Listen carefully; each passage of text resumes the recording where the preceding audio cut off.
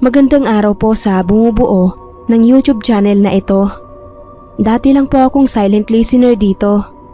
Pero minsan ay may napakinggan akong story na padala ng isang sender tungkol sa kanyang biyanan. Nakarelate po ako dahil may nangyari din pong ganon sa akin. Kaya gusto ko lang din pong ibahagi sa inyong mga taga-subaybay. Tawagin nyo na lang po akong Neddy, 45 years old at taga Las Piñas City. 1 year pa lang kaming mag-boyfriend ni Art nang mabuntis ako at nag-decide kaming magpakasal sa civil. Doon kami tumira sa bahay nila dahil dalawa lang naman silang magkapatid at tatay niya ang nakatira doon. Hiwalay na kasi ang parents niya dahil sumama sa ibang lalaki ang nanay niya. Maliit pa daw sila noon kaya solo silang pinalaki ng tatay niya. Ilang taon na rin kaming nagsasama noon nang biglang nagparamdam ang nanay Linda niya. Humingi ng tulong sa kanila dahil nakakulong sa kasong drugs kasama yung kabit. Sa payo ng mga kamag-anak ay tinulungan nila ng tatay niyang makalabas sa kulungan. Pero hindi namin akalain na doon pala sa bahay tutuloy. Tutol man silang mag-ama pero pareho silang walang boses. Kaya nanaig ang gusto ni Nanay Linda na doon na uli tumira. Pero hindi lang siya basta tumira doon. Inangkin niya ang lahat-lahat sa bahay na yon na parang siya ang nagpundar at nagmamay-ari. Hindi sila kasal ng tatay ni Art pero pamilya daw niya yon at bahay nila yon kaya siya ang masusunod. Kaya biglang siya na yung nagko-control sa lahat. Ang masaklap, pati sa pagsasama namin ng asawa ko, nanghihimasok siya. Lahat pinakikialaman. Gusto niya, alam niya ang lahat sa amin. Pati sa pagdidesisyon, dapat kasama siya. Kulang na lang pati sahod ng asawa ko, siya din ang hahawak. Hindi siya makontento na lagi siyang may parte, bukod pa sa share namin sa gastos. Pati mga anak ko, kontrolado niya. Yung dating tahimik naming buhay, biglang naging impyerno mula noong bigla na lang siyang bumalik mula sa pagkakakulong. At hindi ko maintindihan kung bakit hinahayaan yun ni Tatay Boy at ng asawa ko. Yung dating wala naman kami halos nagiging pagtatalo pero nang dumating ang nanay niya ay wala nang araw na hindi kami nag-aaway. Maraming beses ko na din siyang hinimok na umalis na lang kami doon at hayaan na sa nanay niya yung bahay. Pero hindi ko akalaing ang isasagot niya ay ayaw niya dahil ayaw ng nanay niyang umalis kami doon. Minsan hindi ako kumontra at sumagot sa nanay niya. Hinabaan ko na lang yung pasensya ko. Nagpakapigil ako. Pero one time, sumabog na ako nang maabutan ko yung anak kong 7 years old na pinagkukudkod niya ng kubeta habang sinasaktan. Doon na kami nagkaroon ng matinding pagtatalo na umabot sa pisikalan. Pero mas kinampihan pa siya ng asawa ko dahil dinidisiplina lang daw ng nanay niya ang anak namin. Nung gabi ring yon, nag-alsa balutan kaming mag-iina at bumalik sa bahay ng magulang ko. Pero hindi nakatiis si Art. Nung ilang linggong pinatigasan ko na hindi na bumalik sa kanila, ay sumunod siya sa amin at doon na tumira. Galit na galit si Nanay Linda at nung kinukuha ko na ang lahat ng mga gamit ko na pundar naming mag-asawa ay ayaw niyang ibigay hanggang sa nagkabaranggayan kami. Akala ko ay doon na matatapos at matatahimik na kami. Pero isang umaga, ginising na lang ako ng asawa ko nang makita niyang may mga gumagapang na insekto sa higaan namin. Nang bumangon ako ay meron din sa katawan ko mga uod na maliliit. Napasigaw ako at tumakbo sa banyo para maligo. Pero nang hilakbot ako, nang makita ko na may mga sugat ako sa dibdib at tiyan. Pasintabi po pero nagnanaknak iyon at may uod. Tinawag ko si Art at maging siya ay nasindak nang makita yon. Nagpanik ako lalo't hindi pa tapos ang araw na yon ay mabilis siyang dumami sa iba't ibang parte ng katawan ko. Dinala ako ni Art sa ospital pero dadaan pa ako sa maraming lab tests. At ilang araw na nga akong pabalik-balik ay wala pa din silang maibigay na resulta. Patuloy pa ding dumadami ang sugat at hindi ko na magawang palapitin sa akin ang pamilya ko dahil mismong ako ay nandidiri at nasusuka sa malansang amoy.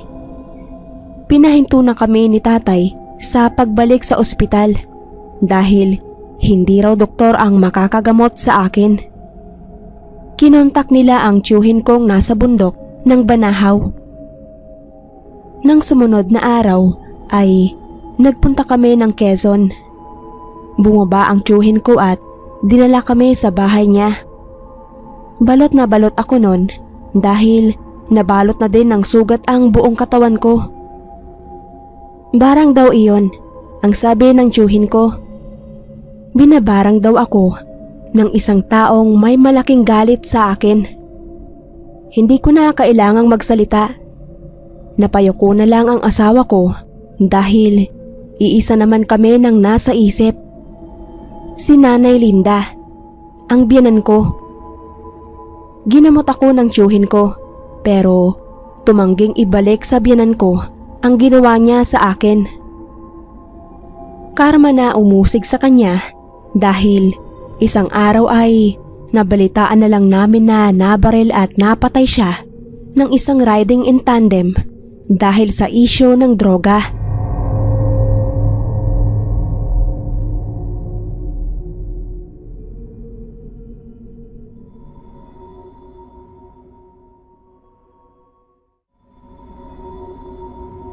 Isang magandang araw po sa ating narrators at sa mga kapwa ko avid listeners ng channel na to. Itago nyo na lang po ako sa pangalang Sylvia ng Antique. Marami ang nagsasabi na may mga aswang dito pero hindi ako naniniwala doon dahil mula magkaisip ako ay wala pa naman akong nalaman o na-encounter ni isa sa angkan ko at mga kakilala. Hanggang sa nakilala ko si Ariel sa Maynila noong nagtrabaho ako doon. Siya naman ay doon na halos lumaki dahil inampun siya ng tiyahin niya. Nagpakasal kami ni Ariel at nag-decide na dito na lang sa Antique manirahan. Doon kami tumira sa katabing bahay ng magulang ko. Isang barangay lang ang pagitan namin sa bahay nila Ariel kung saan mag-isa lang namumuhay ang mama niya mula nang mamatay ang papa niya. Nung unang beses po na magkakilala kami ng mama niya ay may napansin agad akong kakaiba. Tila mailap siya at halos hindi tumitingin sa amin kapag kinakausap. Hindi siya pumipirmis at laging paiwas. Ang sabi ni Ariel ay hindi raw kasi talaga sanay sa tao ang mama niya dahil may konting diferensya. Yun daw ang sinabi sa kanya ng tiyahin niya na kapatid ng tatay niya. Walang kapasidad ang nanay niya na alagaan at palakihin siya, kaya kinuha na lang siya ng tiyahin niya. Mabuti na nga lang daw na isa lang siyang naging anak, pero hindi naman yun itinago sa kanya. Sa tuwing umuuwi ng Antique ang tiyahin niya ay sinasama siya nito kaya kahit paano ay nagkikita din sila ng mama niya. Naawa ako sa kalagayan ng mama niya. Oo nga at nakakapagtinda naman ito ng isda sa talipapa. Kaya kahit papaano nakakaraos. Pero mag-isa na nga lang kasi siya at may edad na rin kaya gusto ko sanang ipisa na lang siya sa amin. Kaya lang nga, gaya ng sabi ng asawa ko, mas gusto niyang mag-isa. Kaya nga tuwing pumupunta kami doon, lagi niya kaming itinataboy. Naintindihan ko naman yon at okay lang sa akin dahil mabait naman siya. Pero halata mo talagang naiilang siya sa presensya ng ibang tao. Mga ilang buwan na rin kami noon ni Ariel sa Antique. Tapos may bagyong nanalanta doon. Nag-alala kami sa mama niya dahil malapit sa tabing dagat ang bahay niya. Hindi naman kami nakapunta agad dahil maging kami ay binagyo. Noong nakalipas na naging abala naman si Ariel sa pagkukumpuni ng nasira naming bubungan. Kaya ako na lang ang pumunta sa bahay ng binan ko para alamin ang kalagayan niya. Malapit nang dumilim noon kasi dumaan pa ako sa palengke para bilan siya ng mga pagkain. Pagdating ko sarado at madilim ang bahay, walang kuryente. Tinawag ko siya pero walang sumasagot. Kaya diniretso ko na sa kusina yung mga dala ko. Naghahanap ako ng kandila noon para masindihan nang mapansin ko ang isang pinto sa likod na bahagi ng kusina. Hindi ko alam na may pinto pa doon kasi hindi naman iyon yung banyo. Narinig kong parang may kumakaluskos doon. Naisip kong baka nandoon ang binan ko kaya lumapit ako ron. Pero natigilan ako nang may madinig akong kakaibang tunog. Kung alam niyo po yung tunog ng baboy na ngumangasab, parang ganon. Nakalapat ang pinto pero hindi nakalak, kaya binuksan ko yon habang tinatawag si mama. Sumalubong sa akin ang nakakasulasok na amoy pagkabukas ko ng pinto. Bigla akong napaatras. Medyo madilim na sa loob dahil kulob iyon, pero nakita ko ang isang figura na biglang tumakbo at pumunta sa isang sulok. Tinatansya ko pa noon kung lalabas na ako kasi kinakabahan na ako. Nang may biglang nagsalita at sinabing umalis na ako. Boses iyon ni mama kaya tinawag ko siya at pumasok na ako. Pero nagulat ako nang may maapakan ako at kamuntik na akong madulas. Nung sipatin ko yung sahig ay ganoon na lang ang pagkasindak ko nang makita kong purong dugo ang sahig at may mga patay na hayop doon. Pero lalo akong nagimbal nang makita ko si mama sa isang sulok na nasa anyo ng isang aswang. Napasigaw ako sa pangihilakbot at tinangka kong tumakbo. Pero sinunggaban ako ni mama at naihawak pa niya sa braso ko ang kamay niyang may dugo kaya masuka-suka ako. Napasigaw pa ako lalo at nagpapasag pero sumelyas siya sa akin nang huwag daw akong maingay dahil hindi niya ako sasaktan. Hindi niya daw kayang pigilan ang sarili niya kaya lumalayo siya sa mga tao at hayop na lang ang kinakain. Huwag ko daw ipagsabi pero umalis na lang daw kami doon. Nanginginig na napaiyak na lang ako sa takot habang tumatango. Tapos noon ay nilinis ko ang sarili ko at umalis na. Hindi ko matiis na hindi ipaalam kay Ariel ang natuklasan kong lihim ng mama niya. Pero ikinagulat ko na hindi pala iyon lihim sa kanya dahil matagal na niyang alam. Pero ang mama na daw niya ang huling aswang sa lahi nila. Kaya nga siya inilayo nito para hindi na masalin sa kanya ang pagiging aswang.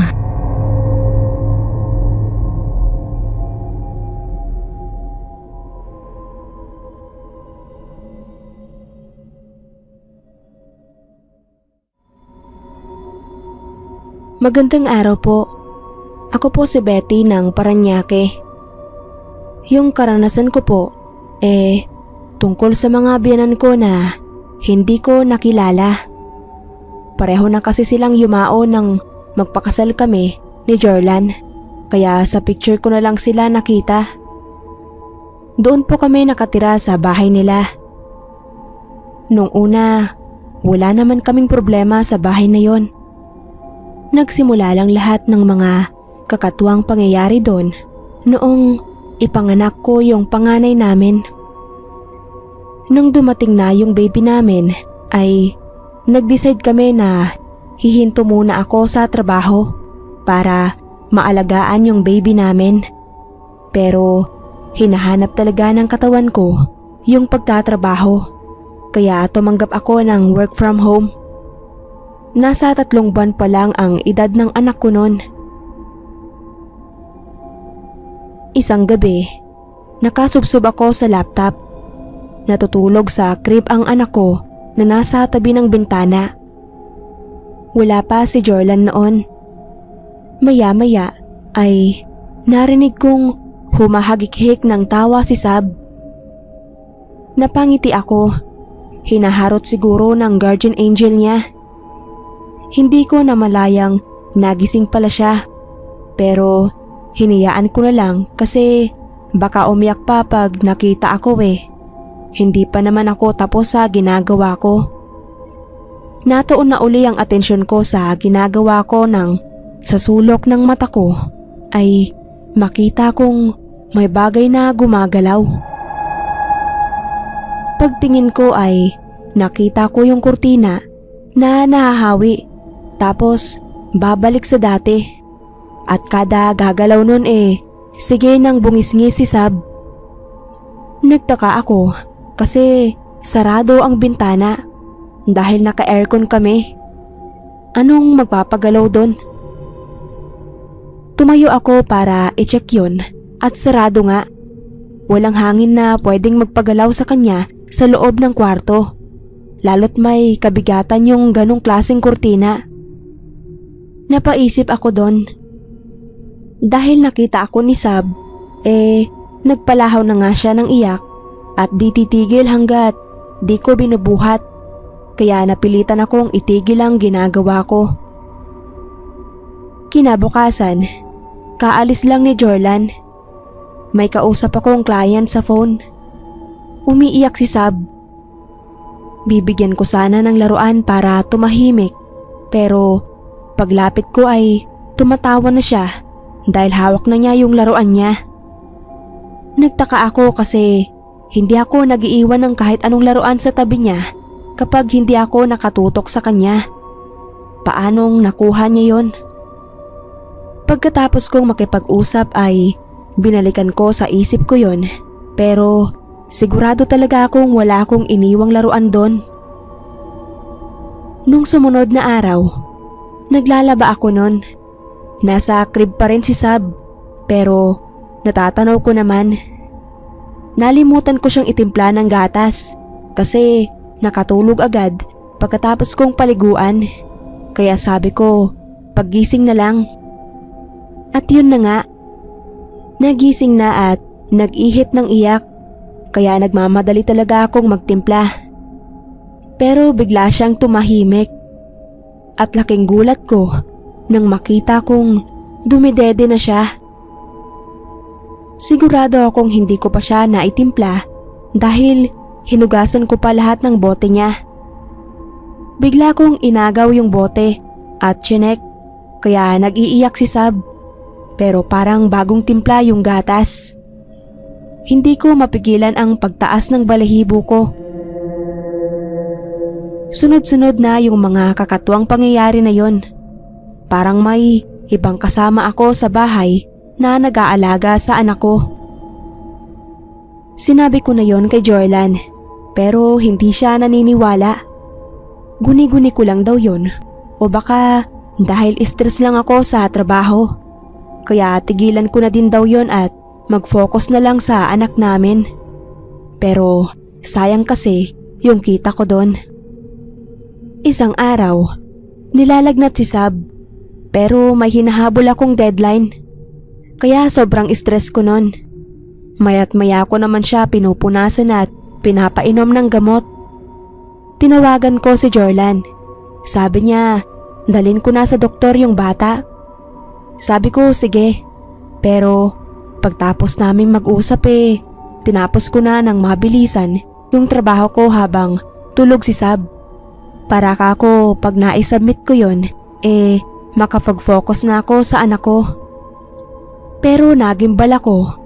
Nang paglapit ko sa crib wala doon si Sab. Para akong binuhusan ng malamig na tubig. Nangatog ang buong katawan ko at agad kong hinanap sa buong kwarto. Sa ilalim ng kama, sa sala, sa kusina. Pero wala si Sab. Nag-hysterical na ako. Tinawagan ko si Jorlan at galit na galit siya nang malaman. Wala akong maisagot kundi iyak at ewan ko.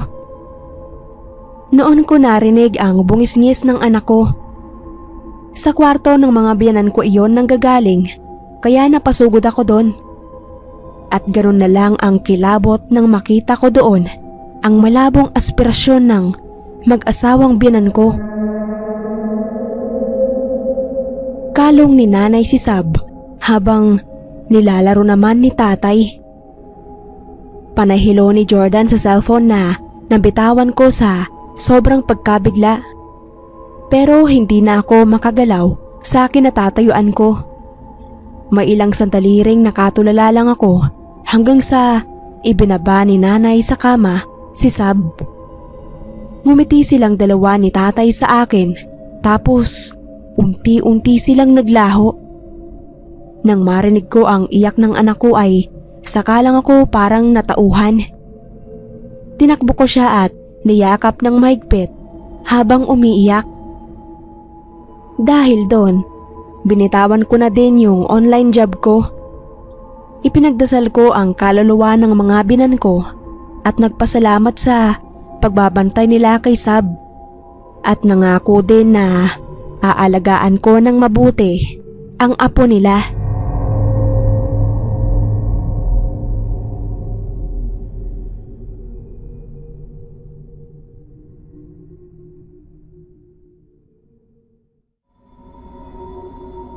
Magandang araw po sa lahat ng inyong mga taga-subaybay. Itago niyo na lang po ako sa pangalang Ivy. Alam kong marami sa mga makakarinig ng kwentong ibabahagi ko ang huhusgahan ako at sasabihing dapat lang ang nangyari sa akin. Tanggap ko naman yon dahil aminado naman po ako sa naging pagkakamali ko at naging malaking aral po talaga iyon sa akin. Seaman po si Benito at nakilala ko siya sa isang bar kung saan ako nagtatrabaho. Inakit ko siya dahil sa pustahan namin ng mga kaibigan ko.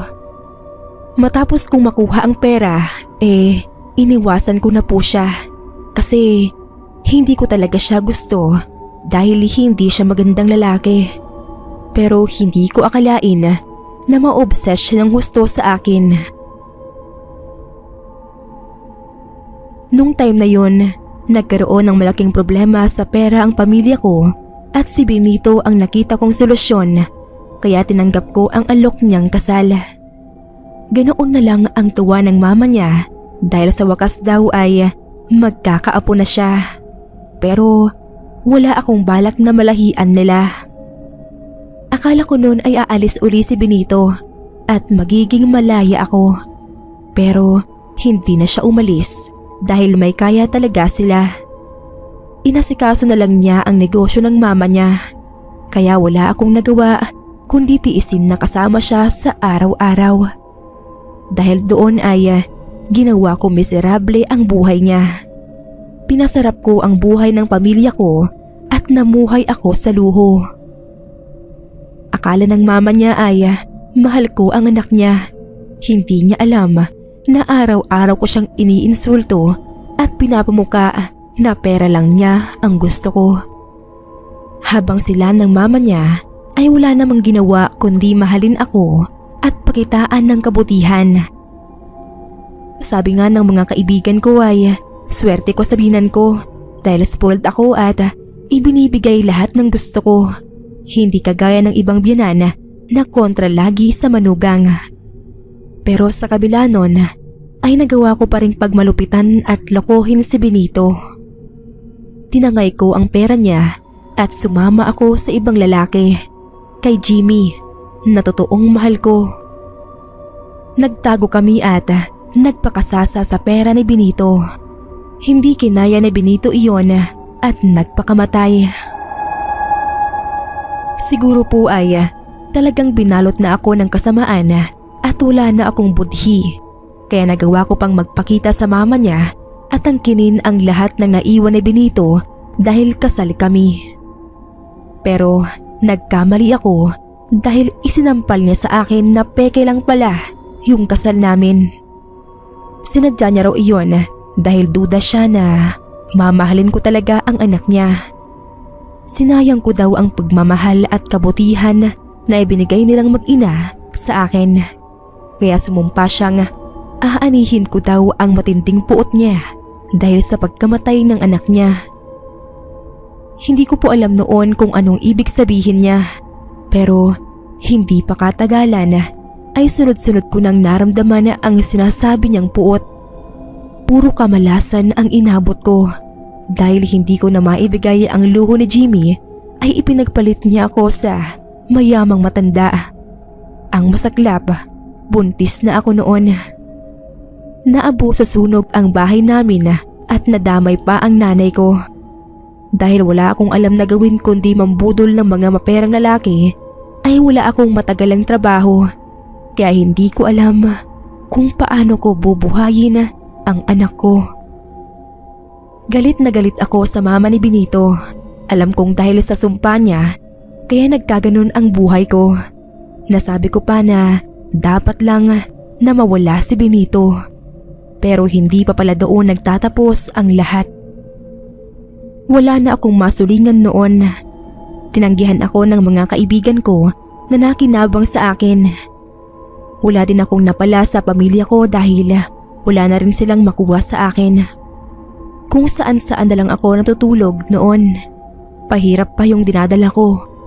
Hindi ko alam kung dahil sa depresyon noon, kaya kung ano-ano nang mga kakatuwang pangyayari ang nararanasan ko. O sadyang inuusig lang ako ng konsensya ko. Madalas nakikita ko si Benito nakangisi sa akin. Pinagtatawanan ako. Minsan naman, naririnig ko yung boses ng mama niya. Galit na galit. Sinusumbatan ako. Sinusumpa ako. Isang gabi, natutulog ako sa Center Island sa gitna ng mga halaman. Ginising ako ng isang pulis dahil bawal daw doon. Pero pagtingin ko ay napasigaw ako dahil nakangising mukha ni Benito ang nakita ko. Sa takot ay nagtatakbo ako nang bigla akong may mabangga. Nasindak ako nang makita ko ang mama ni Benito. Galit na galit siya. Nanlilisik yung mapupulang mata niya at paulit-ulit niyang sinasabi na sumpain ka, sumpain ka. Tumakbo ako ng tumakbo hanggang sa naramdaman ko na lang na tumilapon ako kung saan. Nagising na lang ako nasa isang ospital at ganoon na lang ang paghihinagpis ko nang makita kong putol na ang isang paa ko. Gusto ko na ring magpakamatay noon pero nagpakita uli yung binan ko sa akin.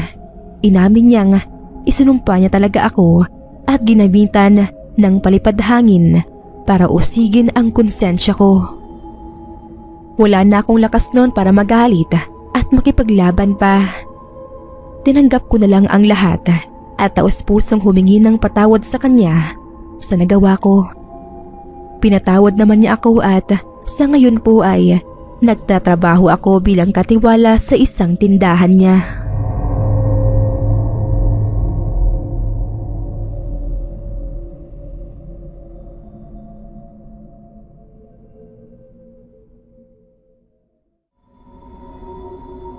Ako po si Mabel, mga kapasta. Matagal na din po akong nakikinig ng mga kwento na ipinapadala dito. At ako man ay may karanasan din na gusto sanang ibahagi sa inyo. Nangyari po iyon. Siguro ay may 5 taon na din ang nakakaraan. Tungkol po ito sa biyenan kong babae. Hindi po kami naiiba ng biyenan ko sa tipikal na magbiyenan na hindi magkasundo. Ang kaibahan lang ay kakaiba talaga ang biyenan ko dahil itinuturing niya akong mortal na kaaway. Hindi po sa nagmamalinis pero hindi ko po talaga alam kung anong pinag-ugatan ng galit ni Mama Miranda sa akin. Nung unang beses pa lang na ipakilala ako ni Tony sa kanya, mainit na talaga ang dugo niya sa akin at binastos nga niya ako. Expected ko naman yon dahil sinabihan na ako ni Tony sa magiging reaksyon niya kapag ipakilala na ako sa kanya. Mahigit 2 taon na kasi ang relasyon namin na daig pa ang magkabit dahil laging patago ang pagkikita. Madaming nagsasabi na hindi gusto ni Mama Miranda na magkaroon ng ibang babae sa buhay ni Tony dahil gusto niya na nasa kanya lang ang buong atensyon at pagmamahal nito. May iba pa naman siyang anak na babae pero kay Tony lang talaga umiikot ang mundo niya. Naging ganoon siya mula nang mamatay ang asawa niya. Idinepende na niya ang buhay niya kay Tony. Sobra nga ang naging galit niya nung malamang nagpakasal na kami sa huwes at hindi kayo maniniwala. Nagtangka pa siyang magpakamatay. Sa takot ni Tony na ulitin yon ng mama niya ay pumayag siyang doon kami tumira. Nung una ay inisip kong baka kung magkaroon ng chance na magkakilala kami ni Mama ay mabago ang pakikitungo niya sa akin. Willing naman akong pakisamahan siya ng husto, alang-alang kay Tony. Pero nagkamali ako dahil sa araw-araw ay lalong nagiging impyerno ang pagsasama namin. Tingin ko sa biyenan ko nun ay may sakit sa utak dahil nagpapanggap siyang may sakit. Makatabi lang sa pagtulog ang asawa ko. Akala mo nga ay 2 kaming asawa ni Tony dahil salitan kaming katabi ng asawa ko sa kama. Hanggang sa makapanganak ako, idinagdag lang niya sa itinuturing na karibal ang anak ko dahil babae yon. At naging magiliw si Tony sa anak namin kaya nabawasan ang atensyon sa kanya. Umabot sa sukdulan ang kabaliwan ni Mama Miranda nang pagtangkaan niya ang anak ko. Sa galit ni Tony ay siya mismo ang nagpasyang iwan na namin ang mama niya. Binlackmail niya si Tony na magpapakamatay kung hindi babalik sa kanya. Pero hindi natinag si Tony. At itinuloy ni Mama Miranda ang banta niya. Nagbigti siya at nag-iwan ng sulat na hindi niya kami patatahimikin hanggang sa kabilang buhay. At kagaya nga ng pagpapakamatay niya ay tinutuo nga niya ang banta niya na hindi niya kami patatahimikin. Sa unang gabi pa lang ng burol niya ay inumpisahan na niya ang banta niya. Nakatunghay ako sa kabaong niya at ipinagdarasal siya pero ginugulo niya ako. Nasa likuran ko siya at nakadikit ang bibig sa tenga ko. Sinasabayan niya ako sa pagdarasal pero iba ang sinasabi niya. Kasalanan ko daw kung bakit siya namatay. Inagaw ko daw si Tony sa kanya.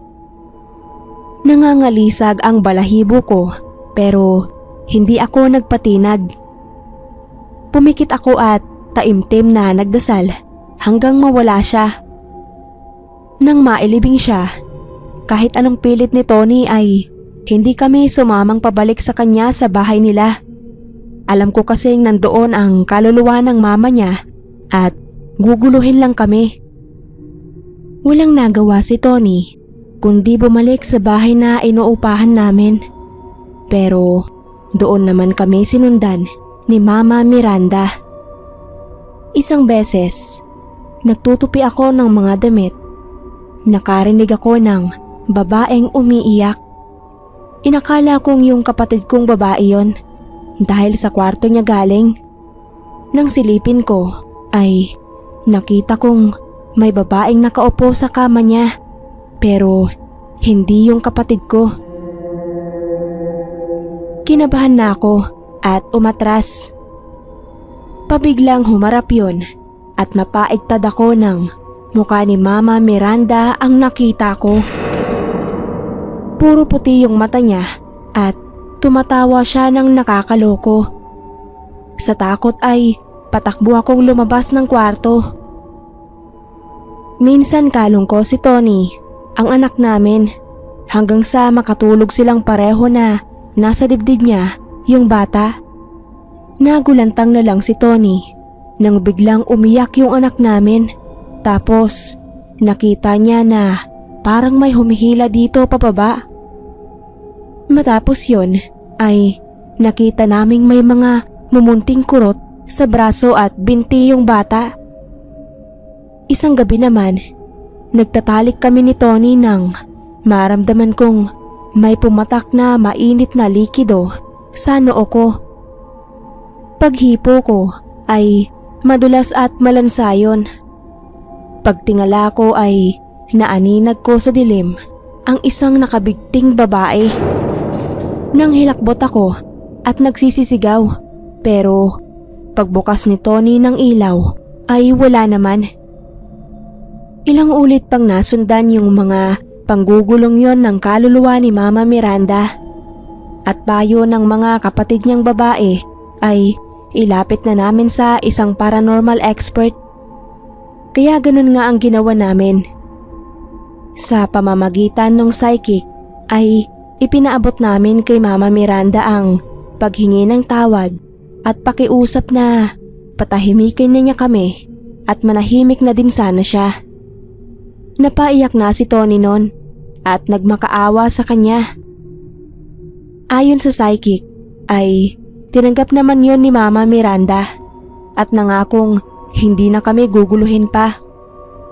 Pinabindisyonan namin ang bahay namin, pati na ang bahay ni Mama Miranda.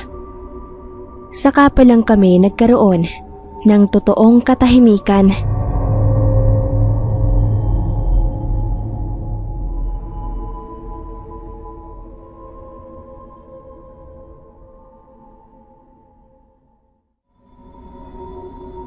Ako po si Myla.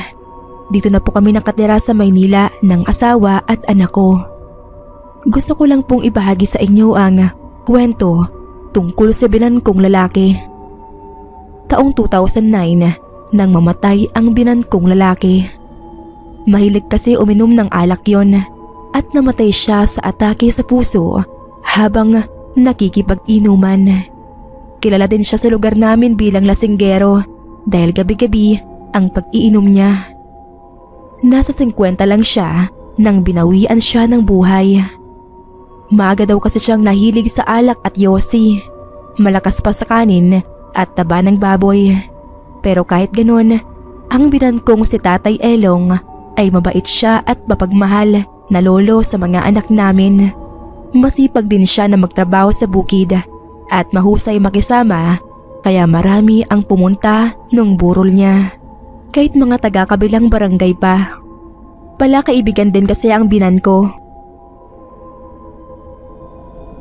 Sa bayan pa kami nakatira ng asawa ko noon at sila Tatay Elong naman ay sa baryo. Gabi na nang nakapunta kami sa burol ni Tatay Elong noon. Magpapasko noon nang mawala si Tatay Elong kaya malamig ang simoy ng hangin. Kwento sa amin ng mga kainuman ni Tatay Elong, nabawasan na daw ng palabiro sa inuman. Si Tatay Elong daw kasi ay masayahing tao. Hindi ka maboboring kapag umiinom na kasama siya. Minsan pa ay sa sobrang kalasingan, nakakatulog na lang kung saan.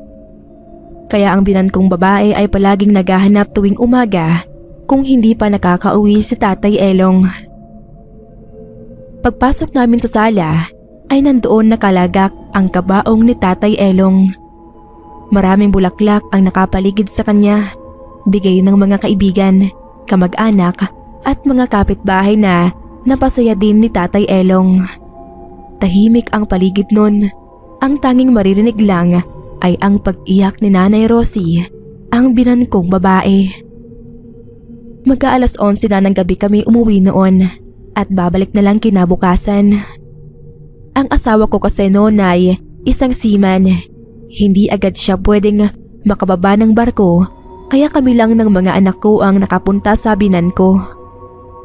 Bago kami lumabas ay pinaalalahanan kami ni Nanay Rosie na magpagpag muna bago umuwi ng bahay. Wala pa akong alam sa mga pamahiing ganon, kaya tinanong ko kay Nanay Rosie kung ano ba yon. Sinabi niya na kailangan daw magpagpag o dumaan muna sa ibang lugar bago umuwi ng bahay pagkagaling ng burol o libing para hindi sundan ng kaluluwa. Sumang-ayon na lang ako kay Nanay Rosie para makauwi na kami. Pero sa totoo lang, hindi ako naniniwala sa mga pamahiin. Hindi ko na lang pinansin iyon at isa pa, inaantok na rin ang mga anak ko ng oras na yon. Kaya dumiretso na kami pauwi. Sumakay na kaagad kami ng tricycle noon, pero napaisip rin ako sa sinabi ng binan kong babae at napailing na lang ako. Nang makababa na kami ng tricycle ay pumasok agad kami ng bakuran. Wala na rin kasing katao-tao sa paligid dahil anong oras na rin yon. Nilinisan ko muna ang mga anak ko at pinapasok na sila sa kwarto. Sinarado ko na muna ang mga bintana at pinto saka pumasok ng kwarto at nagbihis. Maya-maya lang ay nakatulog na ang mga anak ko. Samantalang ako ay hindi pa. Pabiling-biling ako sa higaan at parang may nararamdaman ako sa paligid. Sinubukan ko ulit ipikit ang mata ko pero sa sandaling iyon ay parang biglang lumamig ang pakiramdam ko na parang may aircon sa kwarto namin.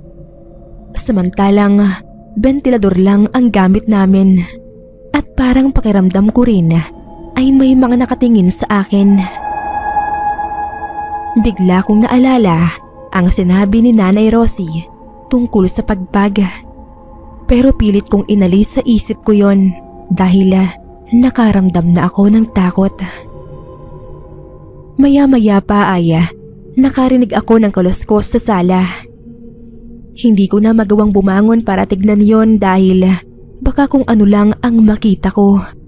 Nanlalamig na ang pawis ko dahil sa kaba.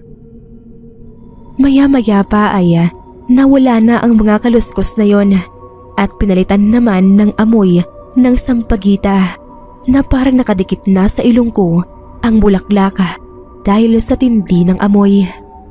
Kinilabutan na ako sa pagkakataong iyon kaya bigla na lang akong nagtalukbong ng kumot at umusal ng dasal ng paulit-ulit at humingi ng tawad kay Tatay Eloy na hindi kami nakapagpag. Maya-maya lang ay nawala na ang amoy pati ang kilabot na naramdaman ko. Hanggang sa nakatulog na ako at pagbalik namin kinabukasan sa burol ng binan ko ay nagpagpag na kami. At hindi na ulit ako nakaramdam ng kakaiba pag uwi namin.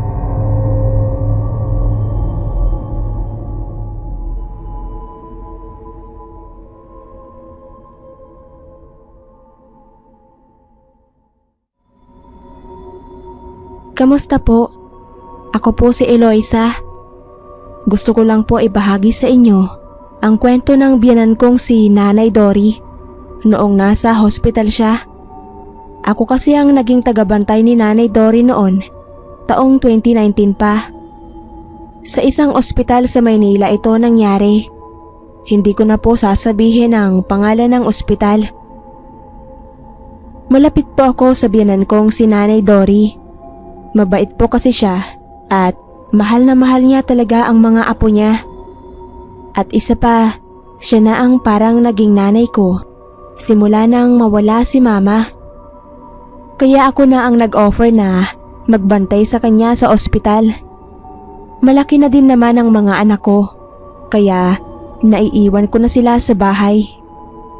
Isa pa, kami lang din naman ang kasama ni nanay sa bahay dahil ang iba niyang anak ay nasa probinsya. Sinugod namin sa ospital si Nanay Dory noon dahil nahirapan siyang huminga. Ako lang ang naiwan sa ICU noon na kasama si Nanay Dory dahil ang asawa ko ang nag-aasikaso ng mga papel ni Nanay Dory at pati na rin ang perang ipambibili ng gamot niya. Gabi na noon at hindi pa nakakabalik ang asawa ko. Medyo inaantok na rin ako ng oras na iyon kaya yumuko na lang ako sa gilid ng kama ni Nanay Dory para umidlip lang saglit habang inaantay ko ang asawa ko. Malalim na ang tulog ko noon nang maramdaman kong biglang umuga ang higaan ni Nanay Dory. Kaya nagmulat ako ng mata at tumingala. Nakita kong pabiling-biling siya ng ulo at humigpit ang kapit niya sa kama niya. Nataranta ako nang makita na ganon ang nangyayari sa biyenan ko. Kaya tumayo ako at tumawag ako ng doktor. Bago ako makalabas ay may nakita akong anino sa may kurtinang puti na nagahati sa kama ni Nanay Dory sa kabilang kama. Mataas ang anino na yon na may hawak ng mahabang bagay na para bang karit ang dulo at palakad-lakad. Hindi ako nakakilos agad at nagtayuan ang mga balahibo ko. Gusto kong itabo yung aninong yon pero hindi ko maigalaw ang mga kamay ko. Nanginginig ang mga tuhod ko ng oras na yon. Hindi ako makatayo pero kailangan kong tumawag ng tulong para sa biyenan ko. Kaya sumigaw ako ng malakas para makatawag ng pansin sa mga nurse sa information. Maya-maya pa ay lumapit na sila at tinignan ang lagay ni Nanay Dory. Inilayo naman ako ng mga nurse sa biyenan ko para ma-check nila mabuti. Habang nakatanaw ako kay Nanay Dory ay nawala naman sa kurtina ang anino na nakita ko kanina. Maya-maya lang ay dumating na ang asawa ko at niyakap ko siya pero hindi ko sinabi sa kanya ang nakita kong anino sa tabi ni Nanay Dory. Maya-maya lang ay narinig ko ang tunog ng flatline sa machine. Kinalabutan ako ng sobra. Inakala ko na ang biyenan ko na wala na ang biyenan ko dahil nakita ko na naman ang anino na may kasama ng bulto ng isang babae. Pero nagulat ako nang may mga nurse din na nagpunta sa katabing higaan ni Nanay Dory. Ang matanda pala sa kabila ang binawian ng buhay. At nang lumabas na ang mga nurse na tumingin kay Nanay Dory, sinabi nila na maayos na daw ang kondisyon nito. Kailangan lang daw maagapan ang kondisyon ng biyenan ko para hindi lumala. Sobrang nagpasalamat ako dahil maayos na ang lagay ng biyenan ko at hindi siya nagawang kunin ng aninong nagpakita sa tabi niya. Hindi ko pa rin kayang mawala ang biyenan ko dahil sobrang napamahal na siya sa akin at parang pangalawang ina ko na siya. Nilapitan ko ang biyenan ko at niyakap ko siya ng mahigpit. Habang naririnig ko ang mga iyakan ng mga bantay sa kabilang kama ay kinalabutan ako dahil nakita ko kung paano kinuha iyon ng aninong umaaligid. Hindi ko na lang sinabi sa kanila dahil baka mapagkamalan pa akong baliw. Kaya nagpunta na lang ako sa chapel ng ospital para ipagdasal ang biyenan ko at ang nawalang pasyente sa kabilang kama.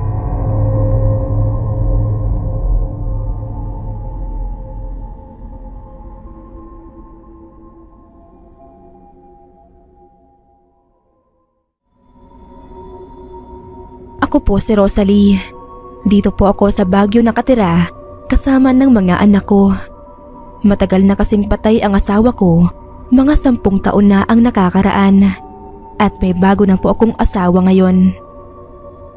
Kwento ko lang po sa inyo ang tungkol sa dati kong biyenan. Sa Maynila na po kami nagkakilala ng asawa ko sa trabaho po namin sa factory ng damit. Mga taong 1991 yun. Sa Maynila na rin kami nagpakasala, sa Huwes lang. Hindi din nakaluwas ang mga magulang niya dahil biglaan lang. Pero hindi agad kami nabiyayaan ng anak. Taga-Antique ang asawa ko. Simula nung lumuwas siya ay matagal na rin bago siya nakauwi nun. Kaya nakilala ko lang ang mga binan ko nung umuwi kami sa Antique, taong 2001 pa. Magsesemana Santa noon nang umuwi kami sa kanila. Natatandaan ko pa na gabi na kami nakarating sa Antique noon. Maayos naman kaming sinalubong ng mga magulang niya. Pinaghain agad kami ng masarap na hapunan. Kaya lang ay may napansin akong kakaiba sa binan kong babae noon. Hindi niya ako inaalisan ng tingin habang kumakain ako. Kaya medyo naiilang ako noon. Siguro kasi ngayon niya lang ako nakita, kaya ganon.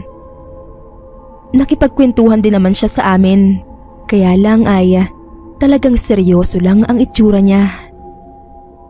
Nang natutulog na nga kami noon ng asawa ko, ay nakita kong nasa loob ng kwarto ang nanay ng asawa ko. Nagtulog-tulugan na lang ako noon habang nakatakip ng kumot. Masyado lang akong nahihiwagaan sa nanay ng asawa ko na iyon. Tinanong ko rin ang asawa ko na kung ganun ba talaga ang nanay na laging nakatingin sa akin. Ang sagot lang niya, baka kinikilala lang akong mabuti. Isang beses pa noon na iniwan ako ng asawa ko sa bahay para magpunta sa mga kababata niya. Maaga akong nahiga noon at nakatulog din agad. Nang malalim na ang gabi ay wala pa rin ang asawa ko. Nagising na lang ako na parang ang init ng pakiramdam ko kahit na may ventilador naman. Parang maalinsangan ng panahon. Bumangon ako para buksan saglit ang bintana. Nang bigla na lang may nakita akong tumalon palayo sa bintana. Hindi ko alam kung aso ba o baboy dahil papungas-pungas pa ako. Bumilis ang tibok ng puso ko noon, lalo pa at wala ang asawa ko sa bahay ng gabing iyon. Nakatulog na lang ako nang dumating na ang asawa ko. Hindi ko na muna kinuwento sa kanya iyon dahil lasing siya. Kinabukasan nun, habang nag-aalmusal kami, ay tinanong ako ng binan ko kung nakatulog ba ako ng maayos. Sinagot ko na lang na maayos naman akong nakatulog nun. Pero sa isip ko ay gusto ko nang bumalik ng Maynila. Kaya lang, paano ko sasabihin sa asawa ko? At saka kinabukasan nun ay mahal na araw na. Kaya tiniis ko na lang muna dahil pagtapos naman ng mahal na araw ay uuwi na kami. Pero pagsapit pala ng mahal na araw ay doon ko mararanasan ang nakakakilabot na pangyayari. Gabi nun, tulog na ang asawa ko dahil nakainom ulit kasama ng mga pinsan niya. Hindi ulit ako makatulog ng oras na iyon, kaya lumabas muna ako para uminom ng tubig sa kusina. Tahimik ang paligid nung gabing yon. Nang saktong umiinom na ako ng tubig, ay nakarinig ako ng huni ng ibon at biglang lumakas ang hangin sa katahimikan ng gabi. Nang sumilip ako sa likod bahay nila, ay kitang-kita ko ang nanay ng asawa ko na nagpalit anyo. Naging isang baboy ramo iyon.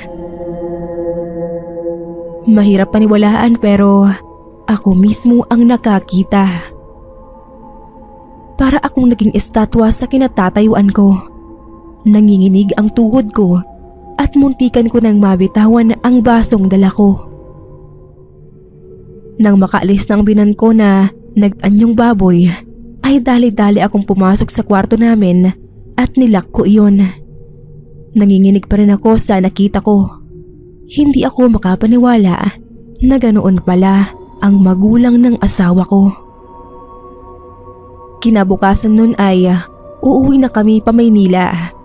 Para akong nabunutan ng tinik sa pag-uwi naming iyon. Nang nakauwi na kami, ay saka ko tinanong ang asawa ko tungkol sa nanay niya. At totoo nga daw na aswang ang nanay niya. Pero iyon lang at hindi nananakit ng kamag-anak ang nanay niya. Hindi niya na rin sinabi sa akin noon dahil baka hindi daw ako sumama sa kanya. Hindi na ulit ako nakabalik pa sa Antique hanggang sa namatay na rin ang binan at asawa ko.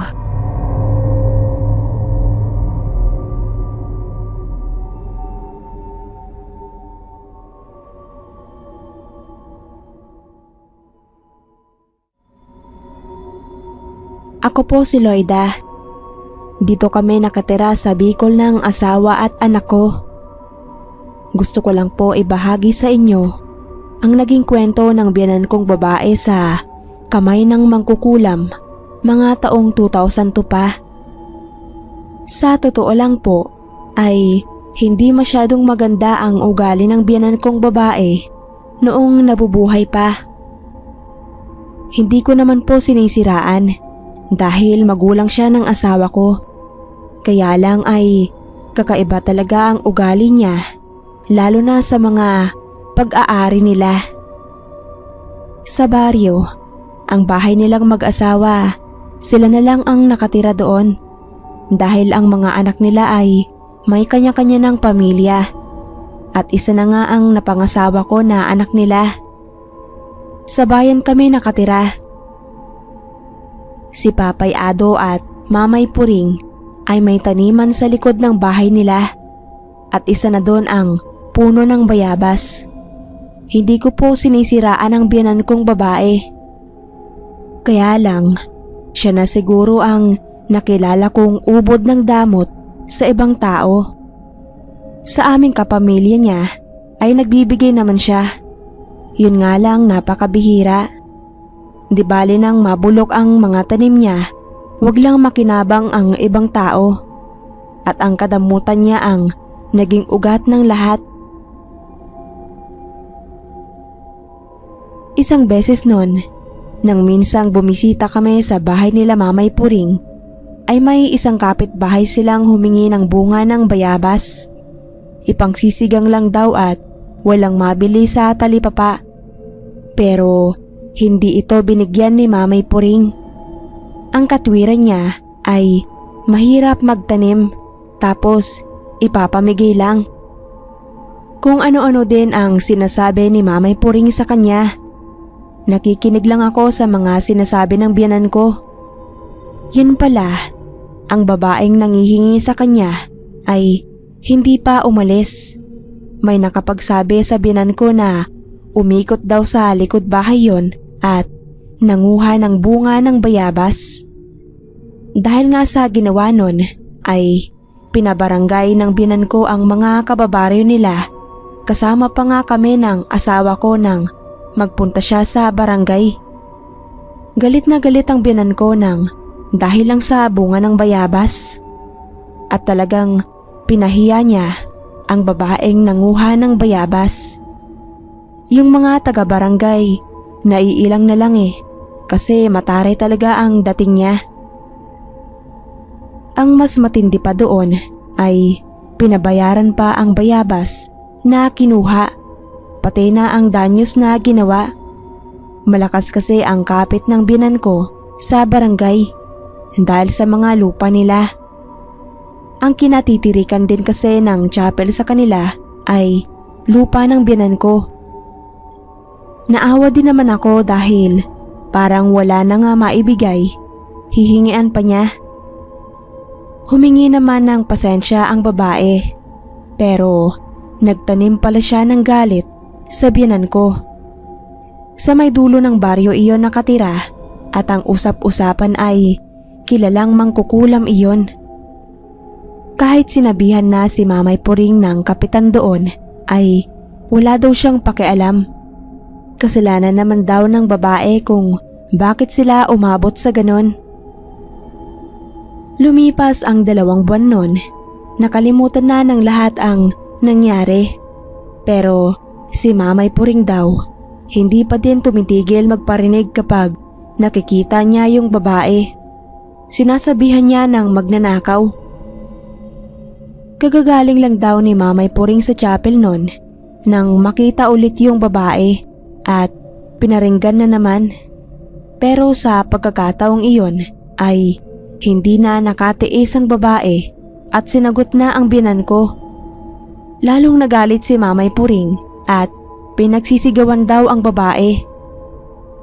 Kwento ng biyenan kong lalaki, kinagabihan daw noon ay nilagnat si Mamay Puring at nagkaroon ng mga pantal sa katawan at nagkaroon ng tubig-tubig hanggang sa maging sugat.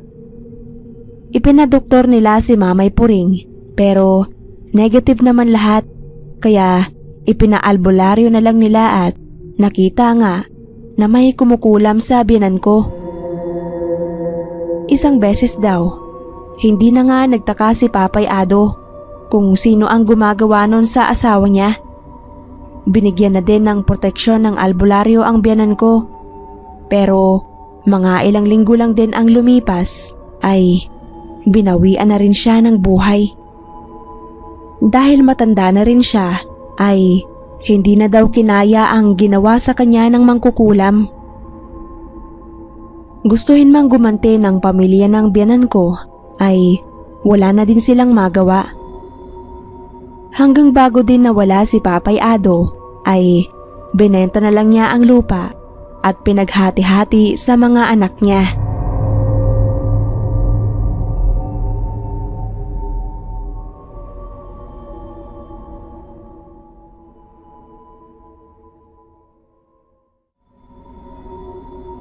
Kamusta po?